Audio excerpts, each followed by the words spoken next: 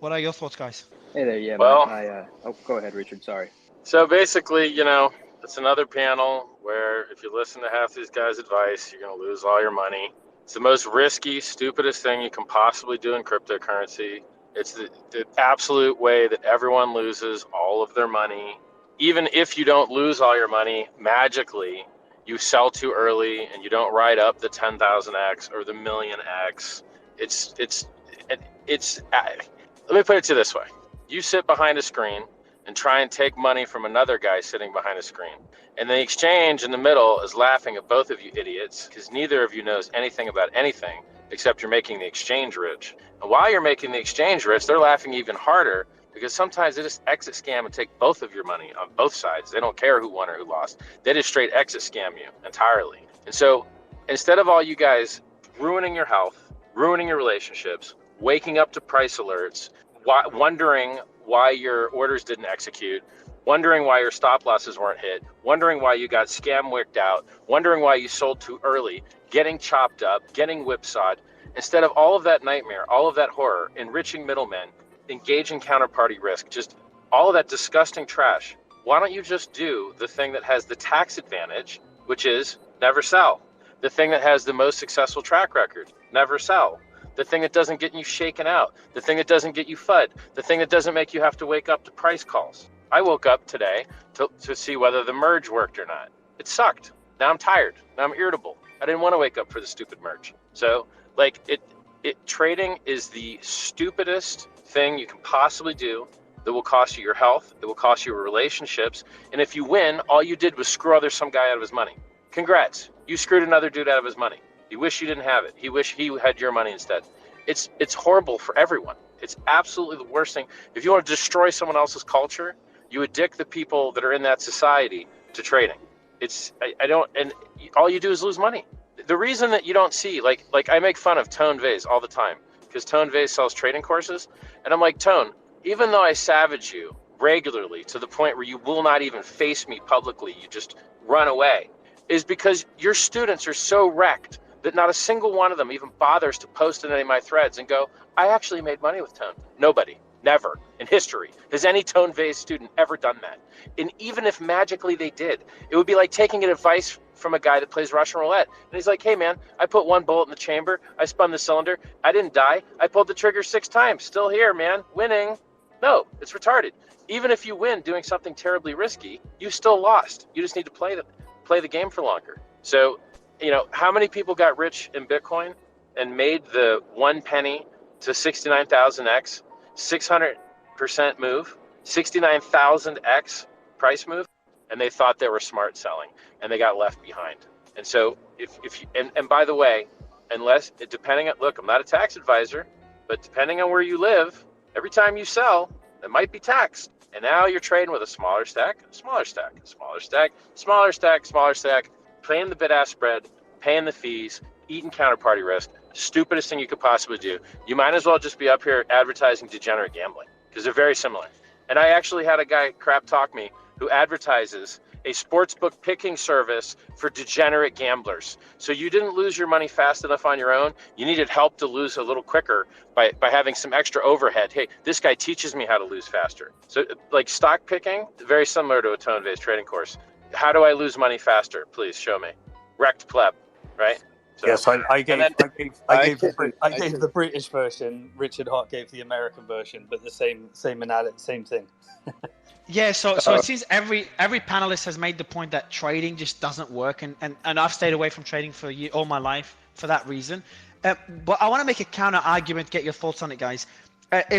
If you didn't, got a lot of these VCs that built a reputation on never selling, and I see you unmute Wahid, so I'll let you go. But if I saw a lot of VCs that made a reputation to never sell tokens when they get distributions during the bull market, and I respected them for that. A lot of them are struggling, and Wahid, some of them are struggling right now. You taking profits during a bull market. Would you consider that just taking profits, playing it safe, or would you consider that trading? Yeah, I consider that. So look, my 3 best, I wouldn't even call them trades, but just my 3 best wealth creators was Bitcoin, Ethereum, and exchange and shares in exchanges. And all of those were because with shares you're forced hodl, so you have to. You got no choice because there's no liquidity. Once they go public, then I held Coinbase from Series A to it went public, and then it went down 80% when everyone could start trading, or 90%, I think.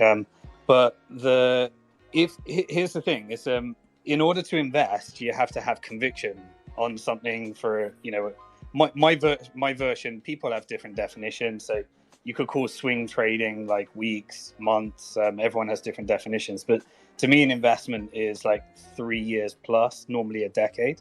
And so those decade-long investments were life-changing and required no trading at all.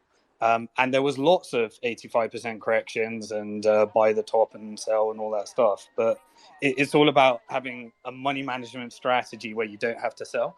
But if you're going to play in the NFT game and the altcoin game, you have to be a trader.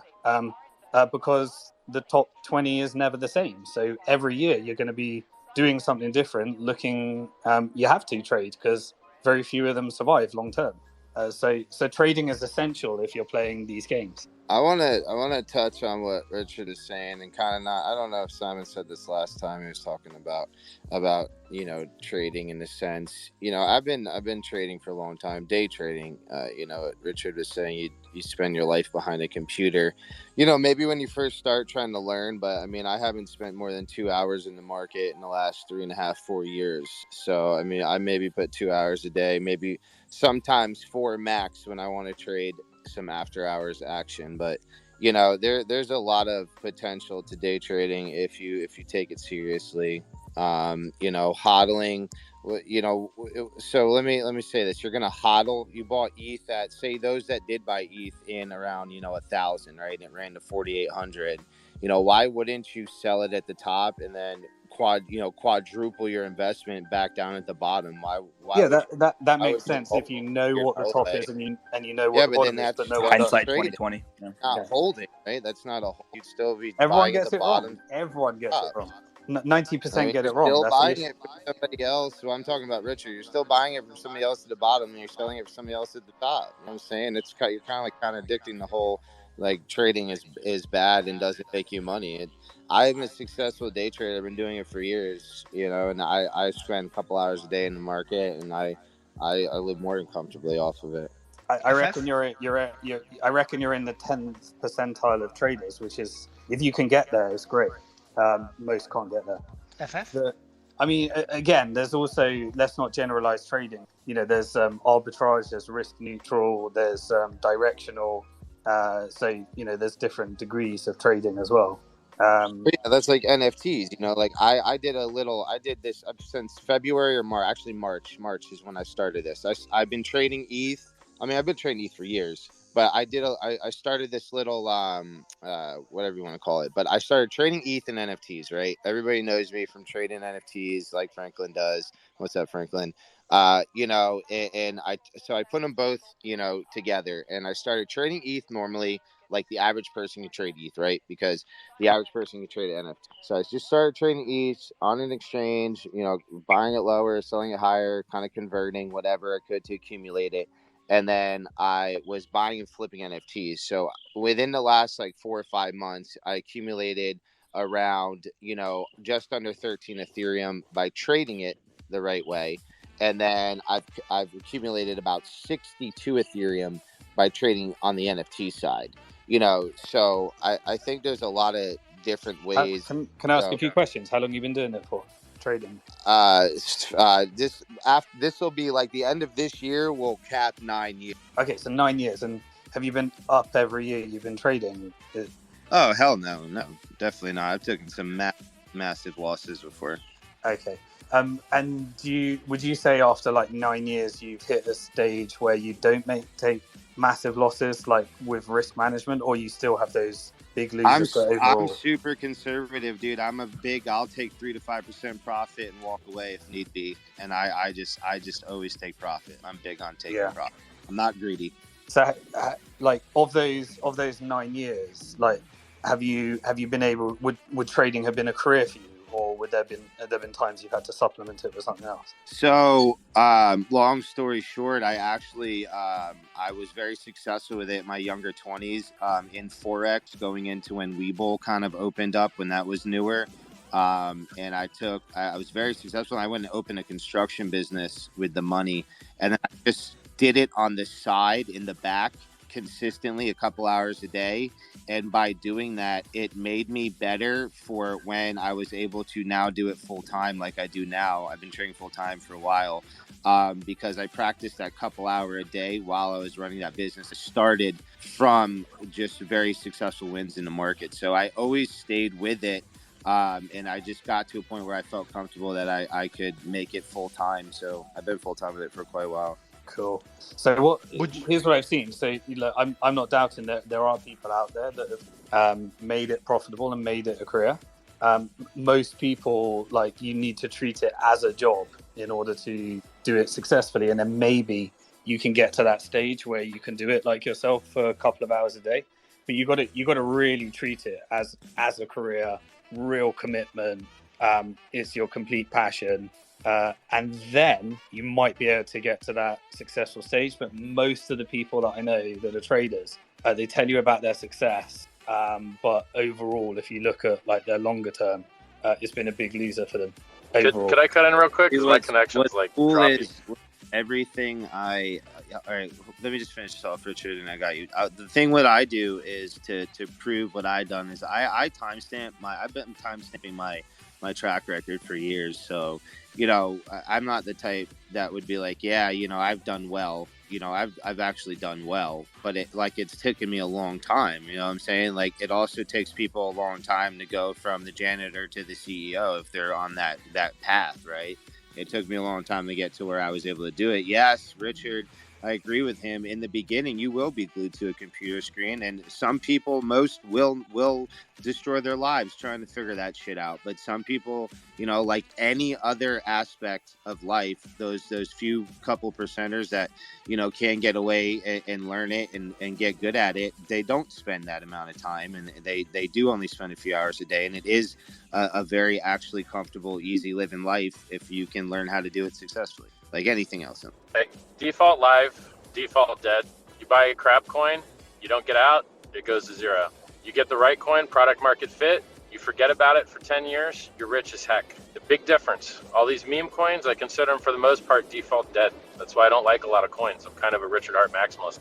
Second, you don't got to work hard to make yield. You can make yield for free. Now, once again, I'm not a financial advisor. I'm not a professional. Get your own advice. But I'm told that when you make money staking, that money is not taxable in the United States until you sell.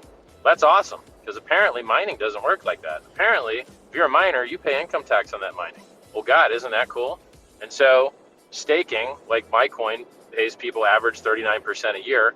But yeah, you drew down 95% if you bought the top, but you're still up 1,000x from 2.5 years ago.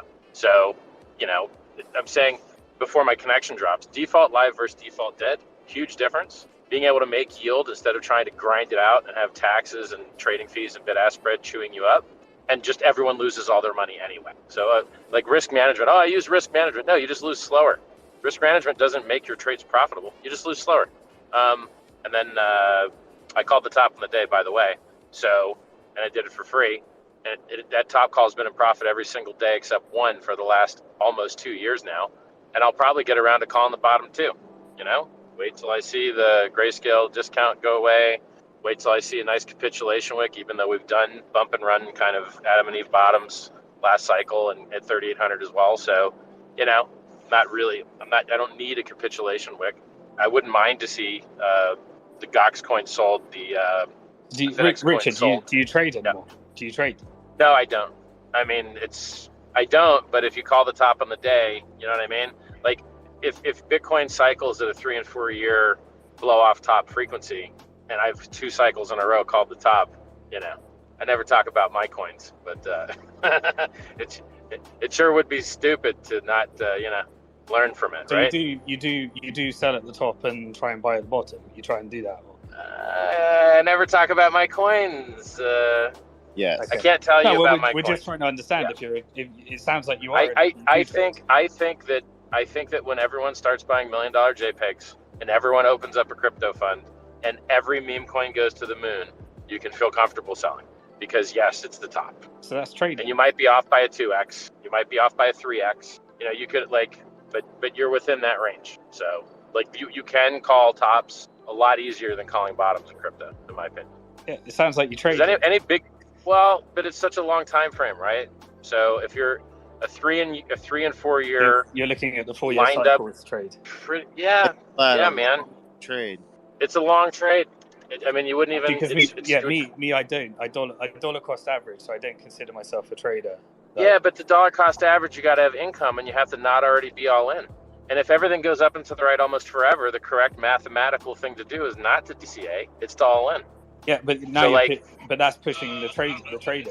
Yeah, dollar. That's when you have another income you're putting into an investment. I think you're talking about like day trading. I think you're talking about day trading. No, dollar versus cost average. Then you have another income. You're just if you don't have another income other than crypto, you can't DCA because you have to sell something else to buy something else. Absolutely. So like if you've been in crypto for a long time, you can't DCA because you're not working a day job to buy with. Like there's not like when is Richard like it's I would be very surprised. I DCA because I earn income, so yeah. Right, sure, yeah. So the things I want to say for my connection drops, this Rolls Royce eats connection. It's like literally you can't get cell phone in it. It's terrible. So I call the top of the day. You can earn yield without getting chopped up. Everyone gets destroyed and loses all their money. It's the riskiest thing you can possibly do in crypto. There's a big difference between default dead and default alive. Holding for longer works when you have a product market fit, walled garden, innovative product, but it doesn't work when you hold a scam. You're just going to hold a scam for longer. Well, I had a fourth point. Now I forgot what it was. That makes sense now with ETH. I mean, like right fucking now, like, and I agree with you on that sense. Because right now, if I log into my ledger on my phone, I can it has now up. It says recommended earn rewards by staking your ETH. Like it's already wanting me to stake, and it pays 4%. So like, yeah, and that's just be careful with counterparty risk because someone else can run with your keys there. So be careful with that counterparty risk because whoever you're giving your keys to, if you don't have 32 ETH and run your own server, you are engaging counterparty risk. If you want to have no counterparty risk and just have the risk that your server goes down, you got to have 32 ETH to do it. And the yields are crap, in my opinion. The other thing is, look, those airdrop rewards were worth a lot. Uniswap, Tor, 1inch, there's airdrops out the yin yang, and you only get them if you use DeFi or you hold a coin. You're not going to get those airdrops for the most part sitting in an exchange account. BitMEX got exactly one airdrop. They got the Bitcoin Cash airdrop. They didn't get their coins. BitMEX did them the service of just dumping them on the market, and then they didn't get anything else. And so the vast majority of these exchanges are not going to give you any of your airdrop coins at all, none of them. And so it's smart to hold in your own wallet. It's smart not to have counterparty risk. Learn from the poor things that happen to the Celsians. Don't be Celsius Part 2. Ignore those advertisements in your ledger to offer you a pitiful 4%, and then they just run away with your keys and you lose your whole stack for a pitiful 4%. 4% crypto is nothing. You get it in an hour. So, it's never to accept counterparty risk for 4%. Never. Yeah, exactly. And that makes a point of how easy it is to now stake Ethereum. So, like you said, do the node. That was I was either gonna snag some more apes or get some of these nodes, and my decision was definitely high. Remember, man, I try not to show my stuff too hard, but I literally invented a yield generating product where you hold your own keys. It's had perfect flawless operation for 1,000 days. The price is still up 1,000-fold after a 90% dump. It's a very good invention, and it's basically, if you think about it, there are people that go out to, like the Tezos founder's wife, who's part of the founding team of Tezos, went on television and called Ethereum staking basically hex without the time locking. You take your coins, you put them on the chain, you generate yield, you just get more coins. It's literally the same mechanic. You take your coins, you stick them on chain in a server, and you get yield. It's the same exact thing, but without time locking. So ours has a time locking component. Theirs doesn't. Theirs also maintains a consensus network. Ours doesn't. We piggyback on top of theirs. So it's like, if you haven't looked at Hex, it's cool. You really might like it. It's very cool. Anyway, that's it for now. I hope my connection stays up. I'd love to chime in later. Anthony FF. Yeah. I just wanted to kind of give the common man's perspective, echoing what the Bullish has been saying. A lot of these strategies, I mean, Richard, you're immensely accomplished and I admire everything you've done, but a lot of these strategies are not applicable to the common man, right? I mean, staking and sitting back on these long-term investments are very difficult when you don't have the assets. I came into this space late to the show last year in February 2021. I came in as a blue-collar guy, as a project manager in the gas and oil industry, trying to look to my long-term investments and not finding the success I wanted. And then I got into trading on a daily basis. I quit my job after 2 weeks. I've changed my quality of life, my family's quality of life, my extended family qualities of life, everybody along the board with no prior education in trading, but educating myself through the process. And I think the education is the big thing. A lot of people fail because they don't educate themselves properly and they try and juggle too much. But if you get into trading and you do it appropriately and actually educate yourself before you start putting everything on the line, there's huge opportunity. I mean, we're bootstrapping projects now. Our lives have changed and it's been really beneficial all within a year span. And then when the market pulled back, I pulled back and I put the pull on the reins. And now, I mean, my life is so much different. My trajectory is so much different just because of the trading. There's a funny saying about trading is the worst thing that could ever happen to you is you make money on your first trade, because then you think you're good and then you get wrecked. You double down and you get wrecked. I mean, a lot of crypto basically looks like the life of a turkey. Hey, they're feeding me. This is awesome. I'm getting older. I'm getting bigger. They keep feeding me older and bigger. Yay. I can't wait to see how much food they give me next year. And then you get your head chopped off. And this is how trading goes. You find something that works, right? You're scalping, you're using bots, whatever your stupid thing is. And then reality changes and you get wiped out because you had capital at risk. And then you're like, oh, that'll never happen to me because I use risk management. And then you just die with a whimper because your risk management just keeps chopping you out until you have nothing left. You don't have a stack anymore. So the thing about trading is it's not just that reality doesn't want you to win and that no one ever has one except this dude on the phone. And then it's also that the world changes and that there's an adversary that wants to screw you up, and he's got better friends in the industry than you. He's got better execution. He's got better programming skills. He has better knowledge. He has more experience. And so not only is everything against you, if you magically find a way to win, people notice. They notice you're winning and they figure out a way to stop you from winning. They figure, I know people that had made money for a while and then someone just targeted them and did the exact thing that would blow their strategy out. And their strategy got blown out and they're knocked out of the game. That's it.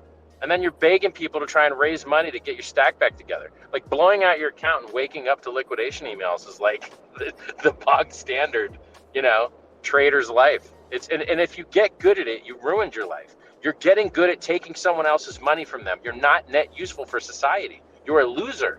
Being good at trading is the worst thing you could ever do for yourself. Go learn to create a good or a service that someone will give you their money for voluntarily, and stop dreaming that you're helping price discovery.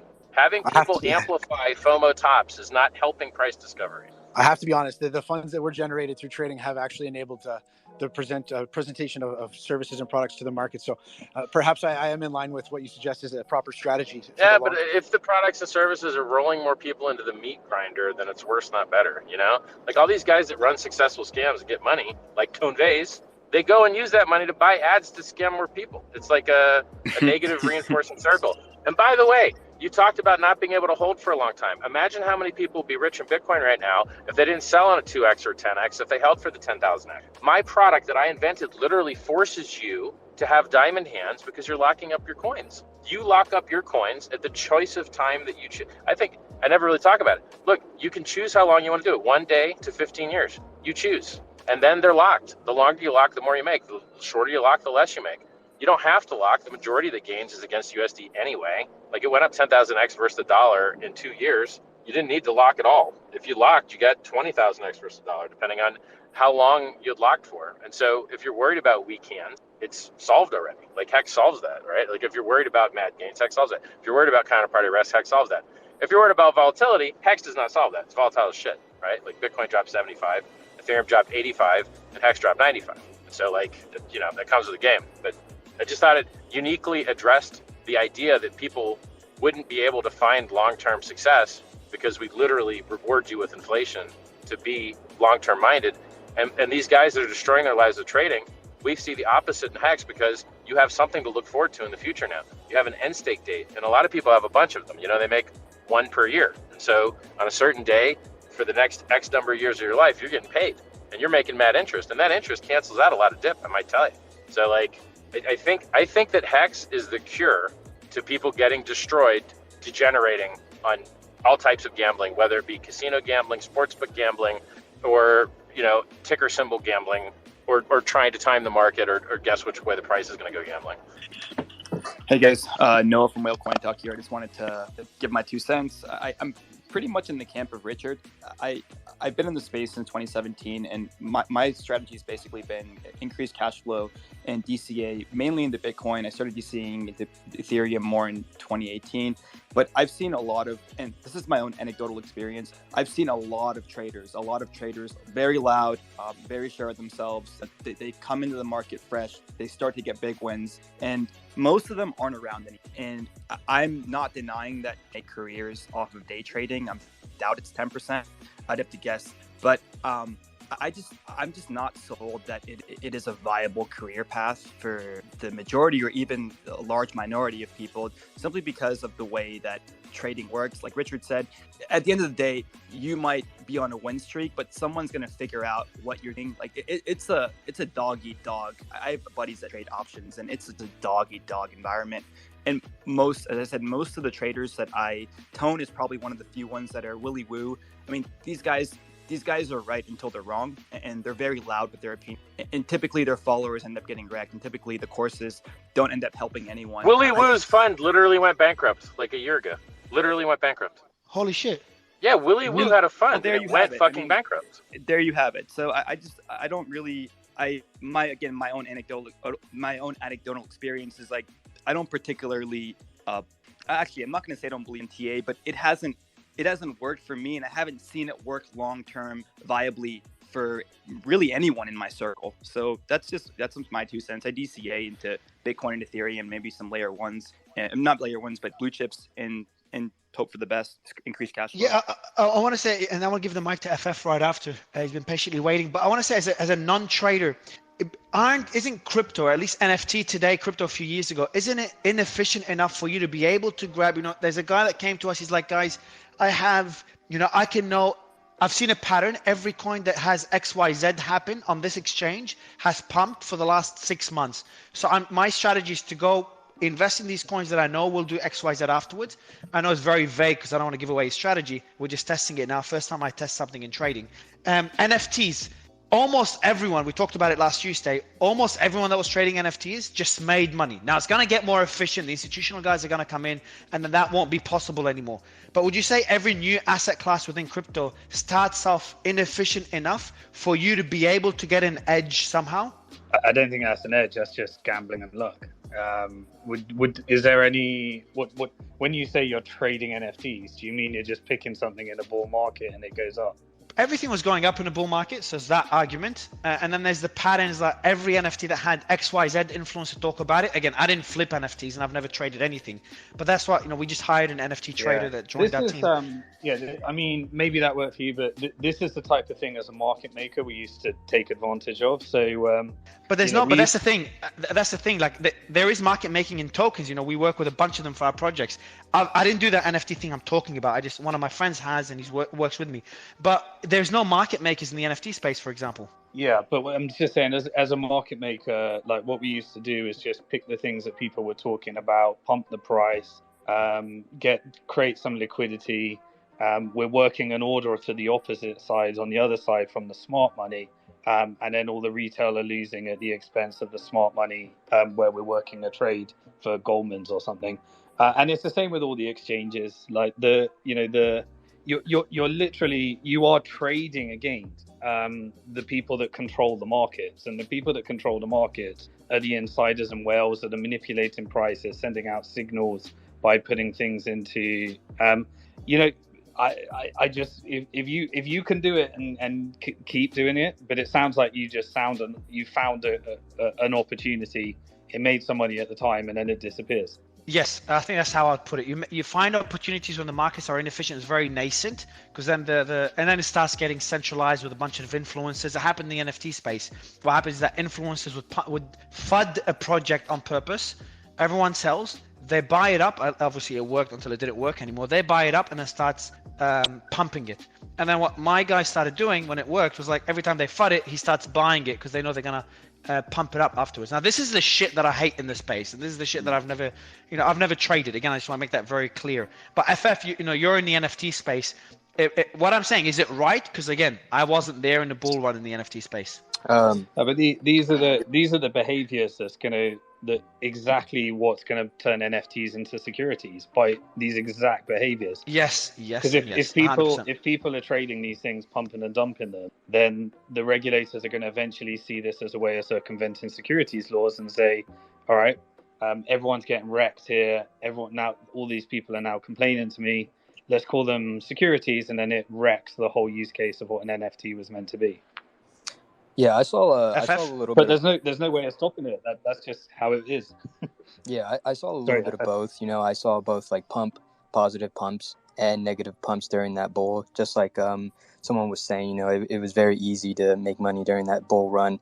Everybody was making money, and I thought, just like Richard was saying, because when I started making money off of NFTs and stuff like that, I thought I was a goddamn genius. But during this bull, it didn't turn out that way as much. But yeah, I saw a little bit of both. I did see people during the bear more frequently pumping up positively, so they can, because all these would already be buying beforehand, etc. Lots of insider trading rumors. I'm not sure if that's true or not, but there's always people that form groups and manipulate different aspects 100%. 100%, bro. 100%, yeah. And then manipulate others to everybody that has some sort of a reach. They would obviously have everybody tweet this in some sort of manner, and even fake drama.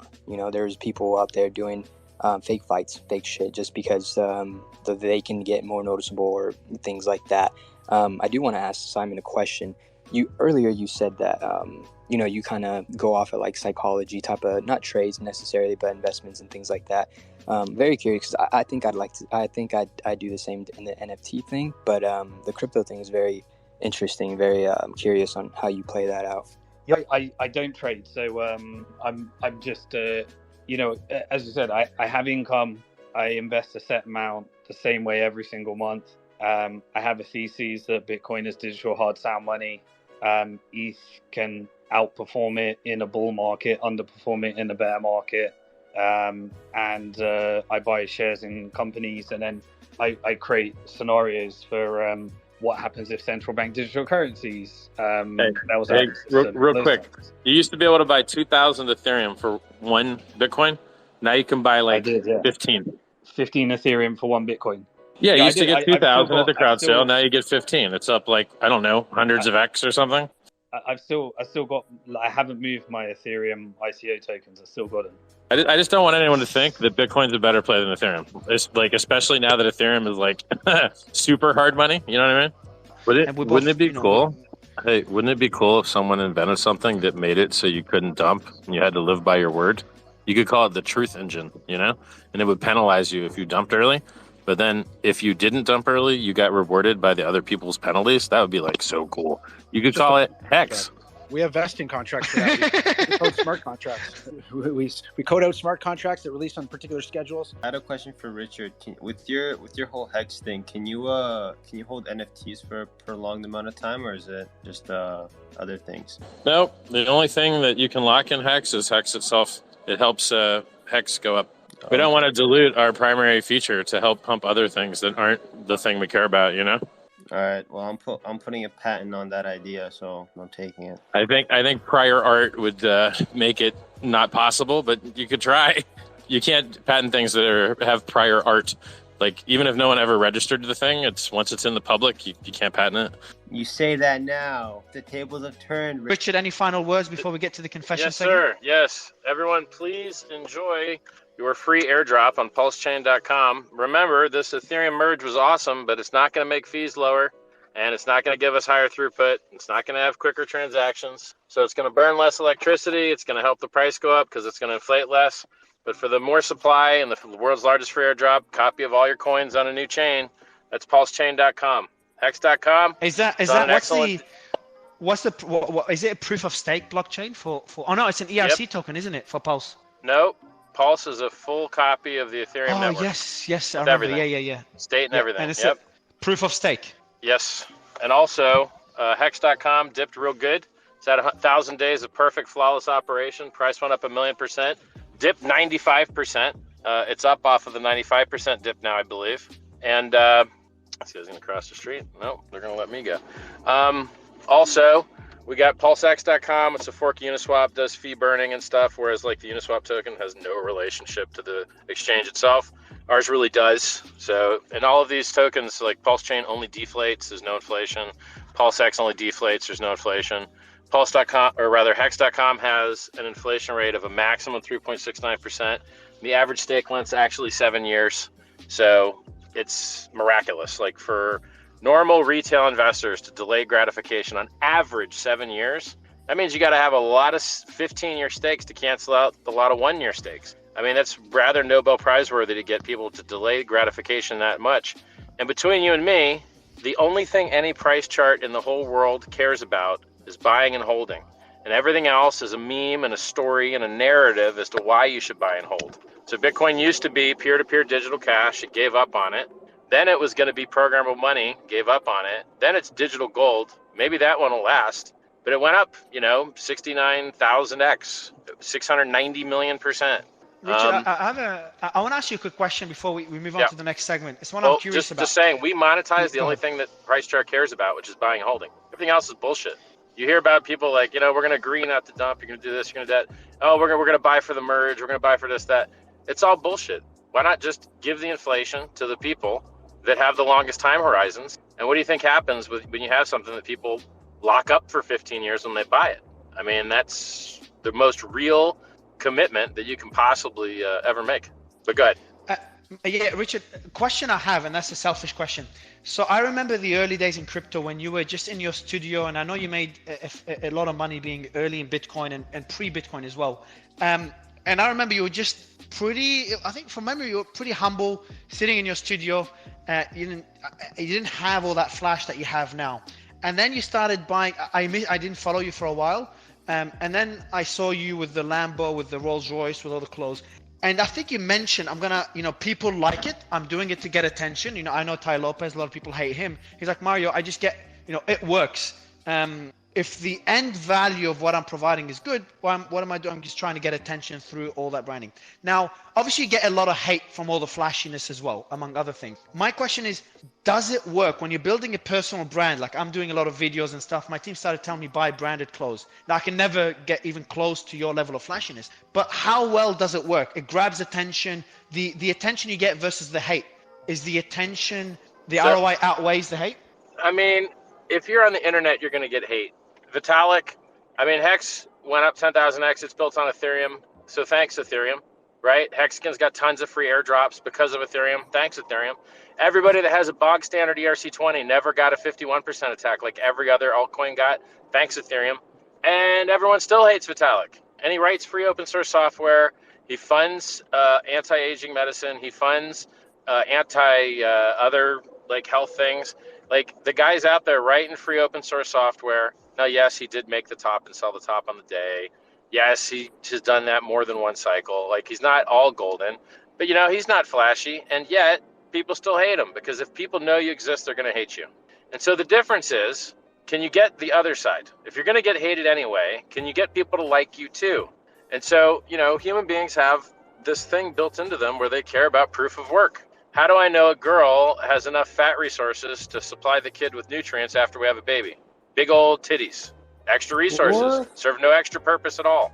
It's signaling. So you can go on Wikipedia and search up social sexual signaling theory. And how do you know that a bird has enough resources to take care of your little baby bird? Well, look, it built this cool nest and it's got all these extra stupid feathers that provide no other utility. And so I just bought today a $10,000 Louis Vuitton kite. I don't even fly kites, bro. But now I got a $10,000 Louis Vuitton kite that I'm going to go make fun of people with.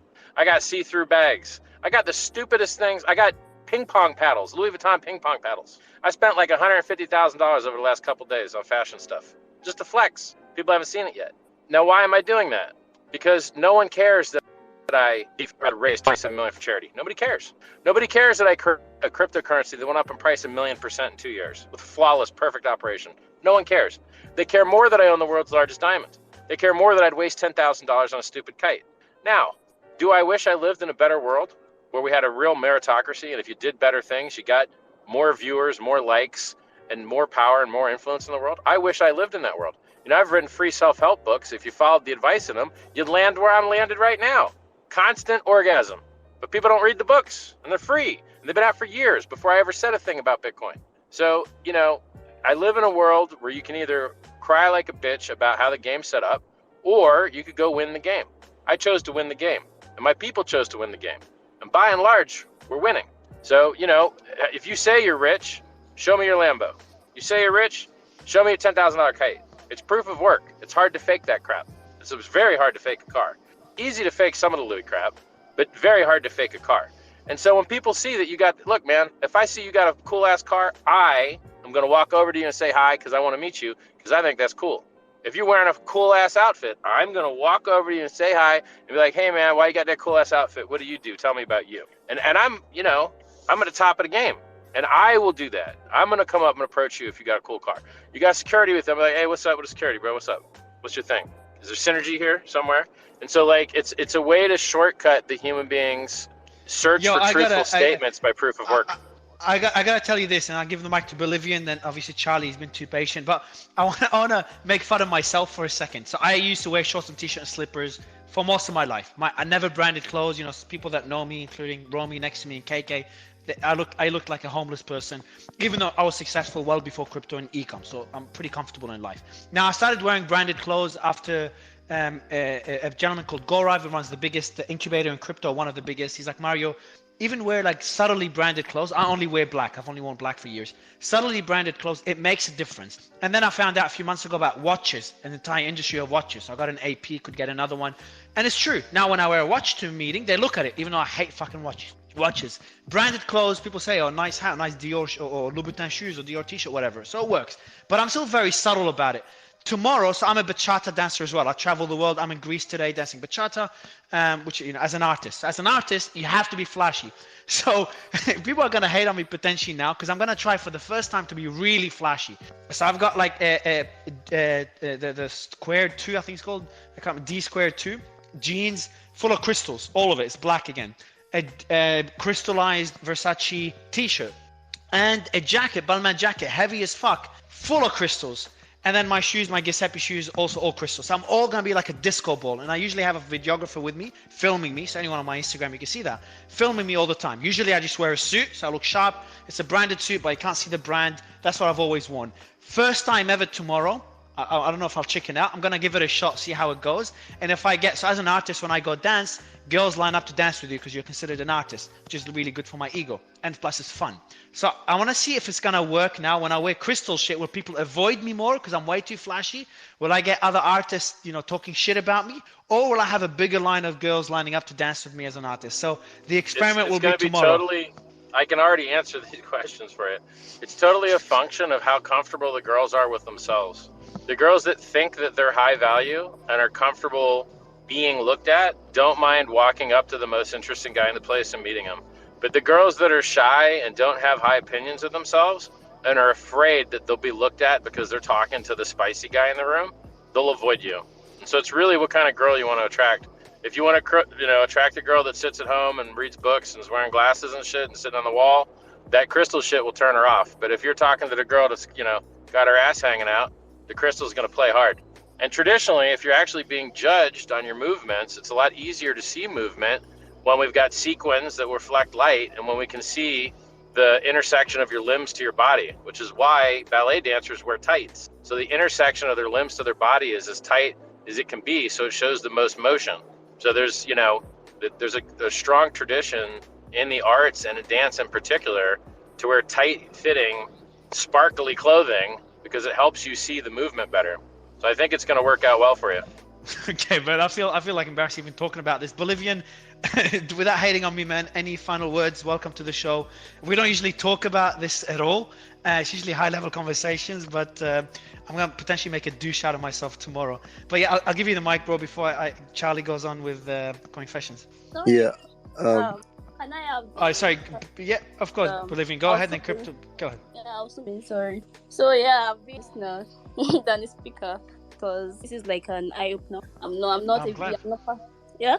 I'm glad. Well, welcome to the show. Thank you. And And Bolivian, anything to add? See, I never really say anything high value. I just wanted to ask Richard what color was the kite and the ping pong paddles. Like, so what color are we talking about? I really try to buy mostly monogram stuff, because if I don't buy monogram, I'm relying on your knowledge of other manufacturers' catalogs to be able to identify what I'm wearing is expensive as hell. But if I wear something with a known monogram, like for instance, I just bought a Balenciaga black crystal jacket on denim. They unfortunately had a girl's bottom that was the same material, denim with black crystal, but I don't wear skirts and I wouldn't fit in it if I did. So, I only have the top, right? But now, unless you're familiar with this year's Balenciaga catalog, you don't know whether I did that at home with my bedazzler machine and bedazzled it, or whether I paid $6,000 for it, which I did. In America, it'd probably be 9,000. I paid 6,000 euros. Well, actually, they're at parity now, but anyway, maybe it's like 7,500 or 8,500 US. Welcome to the fashion roundtable, everyone. Yeah. Wait, my kite is monogram, and my kite is brown Louis Vuitton monogram, and my ping pong paddles are brown Louis Vuitton monogram. The ping pong paddles were $1,750, and the kite was 7,000 euros. That's 10,000 bucks. 7,000 Yes. for a kite. For the kite, yeah. Yes. It's 10,000. If you go ahead. I'll let you finish. Yeah, if it was a good deal, I wouldn't buy it. It has to be a bad deal to serve my purpose. It has to. I have a plane bag for 50,000. I got glow in the dark bags for 30, 40,000 each. Like I'm wasting money on purpose because the only utility it has is how expensive it is. It's probably not even a good kite. The kite probably sucks. But because it was expensive, now it has notoriety, It's like most cars. Most cars get you from A to B, but the ones that's the most expensive is cooler. And for the record, my Bentley's way cooler than my Rolls. The Rolls I paid 700,000. The Bentley's half it and murdered. Yeah, I can't hate on you. My ugly profile picture costs a few $100,000 as well, so it's not about the quality. But okay, confessions, Charlie, man, you've been waiting patiently. Everyone loves your confession segment, so I'm really feeling guilty for delaying it. Everyone, Coinfessions, make sure you follow him. One of the best accounts I've seen on the platform. Plus, you got to follow him to win the giveaways. We've announced 4K worth of winners on the Discord so far. Can you hear it? Yeah. Can I hear what, man? KK? Anyone? Did I just cut out? No. I can hear you. No, you're here. Okay, I don't know where that came out of. Charlie, you there, bro? Yeah, I'm here. Thanks for having me back. Thanks for being here, man. One of the fan favorite segments of every show. So, what type of confessions do you have for us today, man? Well, it feels like somewhat of a non sequitur talking about kites and fashion, but I have picked some trading confessions with a little bit of an Ethereum theme of you commemorate the merge. So I will get sharing first. I'll just read the summary rather than the whole thing, but it says my wife has 5 or traded his output. So this, I guess, kind of goes back to a bit what Richard was saying and one of the other guys were saying, which trading as a skill set for everybody. In fact, we see on broken things like that, when you go to sign up, it says 70-80% lose money using our services, but they rely on you feeling that, okay, I'm part of that 10%, I'm part of that 1%, whatever it might be, and so this is just a very simple confession where somebody says you kind of 2 roads divide in a wood. His wife is even thinking about it, whereas he's been active trying to grow his stack and actually having the opposite effect. It's that trying to time the market rather than time. So that was quite. Just shared another one. The only profitable trades I ever made were tracking wallets via Etherscan, and that seems to have wallets that seem to have inside knowledge. So I think he's dropped off now. But that's a smart one. Yeah, that's a smart one. Simon was talking about. We were talking about VC, but how you can track buying and selling of certain individuals, and I think certainly I've known over the last year or so, we've seen a real development of this sort of behavior. So we're talking about skills that traders have developed, of your technically fundamental. Some guys in the crypto space look at on-chain analysis, at hash rate, all of that sort of stuff. But one of the things we see a lot, certainly in space and airdrop and things like that, is this kind of Etherscan approach of flagging accounts, wallets that you have either prior information, just excellent judgment, and riding on the coattails of whales. So it's just interesting. Would you consider that insider? You can't consider that insider trading because you're just looking at public at the blockchain, publicly available information. So that's just. Yeah, I like that one. I don't know about insider trading laws or anything like that, but it's publicly available. But I just think it's interesting that as the technology evolves, new opportunities for leveraging, will always appear, and they're all ready to take advantage. So I thought that was quite. This is a bit of a touching one. I started with 2 in August 21 and managed to stack up to 150 during the bull run.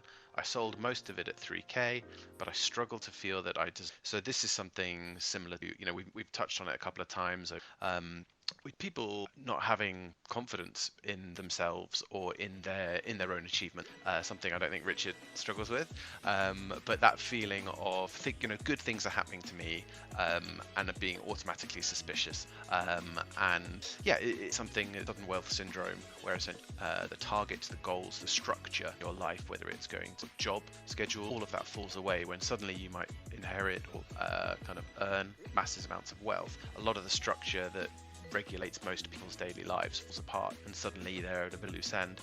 All their friends still working, you're kind of just isolated and a bit on your own. So I thought that was makes you think sometimes. The goal that a lot of people are aiming for doesn't necessarily fulfill everybody. People are built different.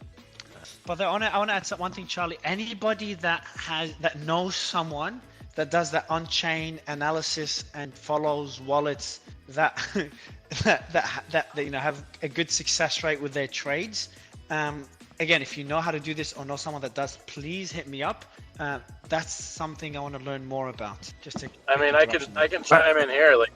Basically, one of the coolest features about Hex is that it's primarily traded on chain, and I mean really, really, really primarily traded on chain.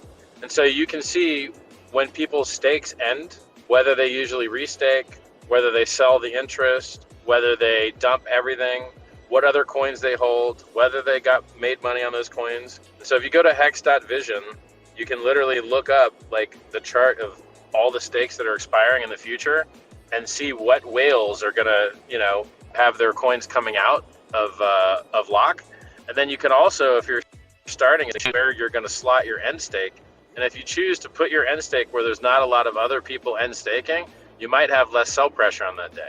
You also see things like, because people are able to sell their end stakes right after the day ticks over at midnight UTC time, that's when usually you'll get sells more often than not, because that's that day's stakes. And so there's a lot of really useful on-chain timing analysis and behavior analysis that exists in Hex that really doesn't exist a lot of other places. If you can't do this in Bitcoin, you can't tell what any other coins they own, because there are no other coins in Bitcoin. And it's very hard to do this with other coins that are traded primarily on exchange, because you have iceberg orders, dark pools, and all this fake shill spoofing garbage.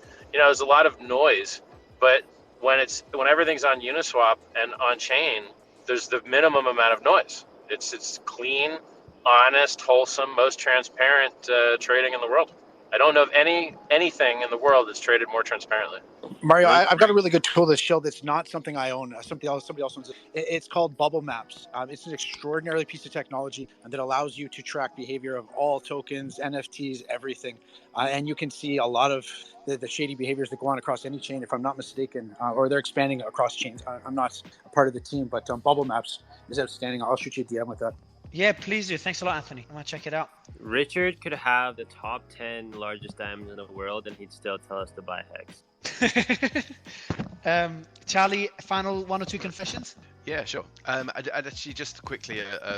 Thank you for watching. If you enjoyed this video, be sure to check out this video here, and my previous one here.